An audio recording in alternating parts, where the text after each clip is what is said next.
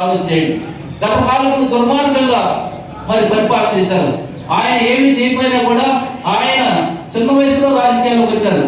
రాజకీయాల్లోకి రావాలనే ఆలోచన ఆయన కాదు, కానీ ఆయన తండ్రి గారు చనిపోవడం వల్ల మనందరూ తెలుసు, మన పక్కకు ఆయన చనిపోవడం వల్ల అందరూ కూడా మన ప్రజల కోరిక మేరకు ఆ రోజున చిన్న వయసులో ఆయన రాజకీయాలు తీసుకొస్తున్నాం.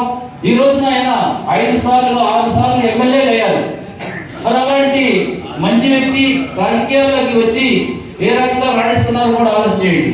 అదేవిధంగా సంగం డైరీ ఉంది. సంగం డైరీ కూడా అది దాదాపు 200 కోట్ల రూపాయలు మరి వ్యాపారాన్ని ఈ రోజున 2500 కోట్ల రూపాయలకి తీసుకెళ్లారంటే ఆయన ఘనత. ఎంతో మందికి మన గ్రామంలో ఉన్నారు, ఎంతో మందికి అడగంగా ఉద్యోగస్తులు ఉన్నారు, చాలా మంది పొద్దున్నే లేచి మరి ఉద్యోగాలు వెళ్తా ఉన్నారు మన గ్రామంలో. మరి వారందరూ కూడా మరి ఆయన పేరు చెప్పుకోవాలా. ఎన్నో రకాలుగా ఎంతో మంచి చేసినా కూడా మరి జగన్ ప్రభుత్వం ఏం చేశారు?